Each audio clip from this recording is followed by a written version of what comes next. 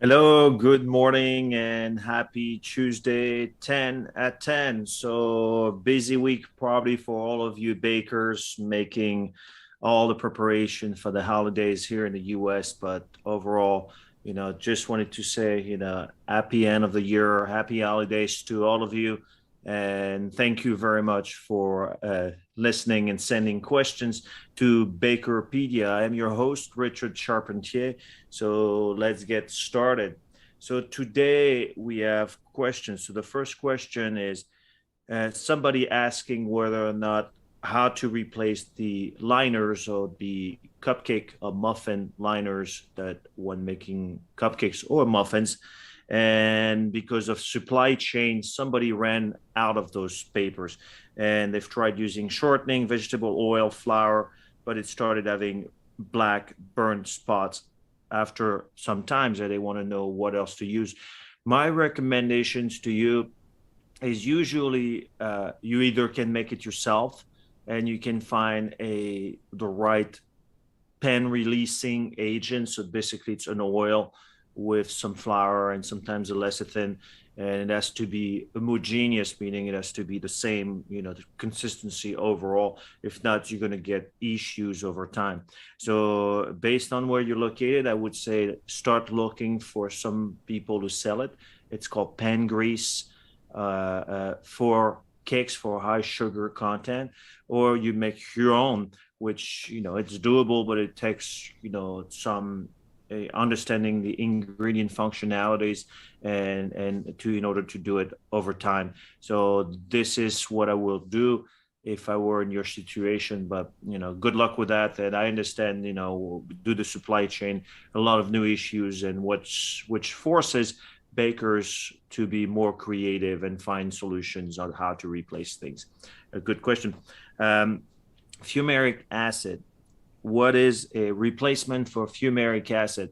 So it's a good question, but not enough of details of what you're trying to do. Are you trying to replace fumaric in a tortilla? Are you trying to replace fumaric for as quote unquote leavening, even though it's not used?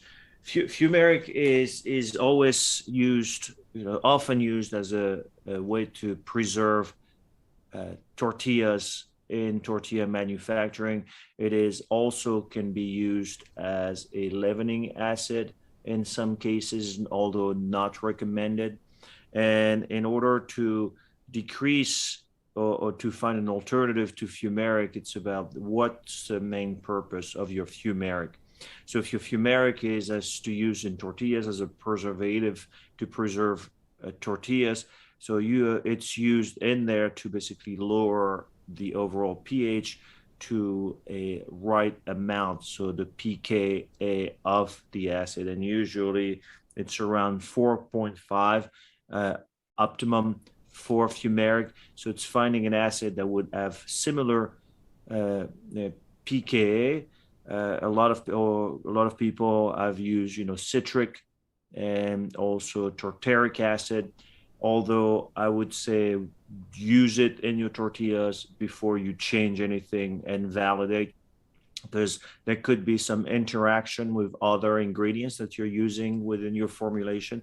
And again, assuming it's a tortilla, I don't know if it is, but let's say if it's a tortilla, you might have more fat, you're adding flavors, so not knowing, basically that's where you have to do your own product development testing and validate and making sure it works, and also making sure it's not affecting the overall shelf life, which is what you're working very hard to maintain.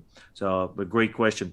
Now, somebody wants to know, I'm making a yeast-raised donut, and they want to know if the powdered milk does it need to be high heat temperature, or can it be any milk? Would it work?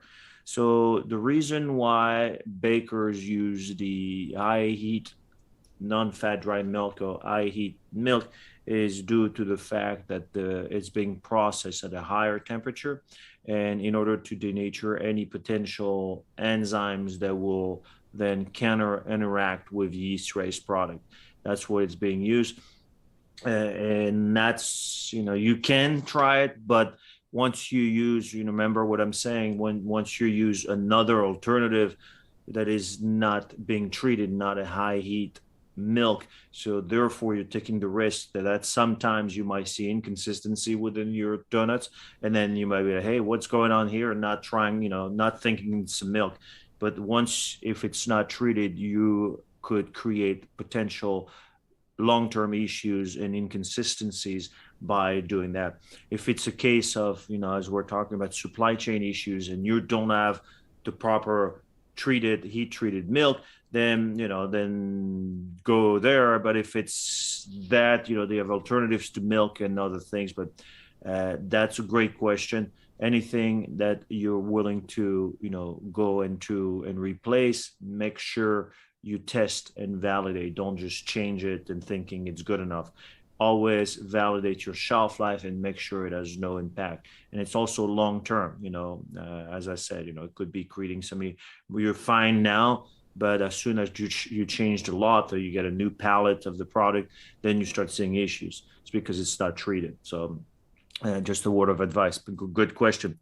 And now for our last question, can you tell us how to use invert sugar in cookies and what to substitute it for, what to substitute it for, and how much to use? Great question. So invert sugar is similar to, it's basically a sucrose, and it's being treated with invertase, which now you're basically separating your glucose and your fructose. So how do you substitute using invert sugar from granulated sugar in a cookie? One, remember, invert is liquid at room temperature, granulated is not.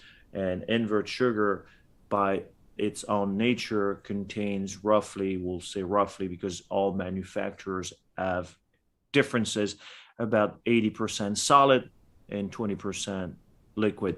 Some bakers do not count that as water. I personally do, especially in the case of a cookie, because you're bringing more liquid into your product. So you have to start thinking of, first thing for cookies is a spread.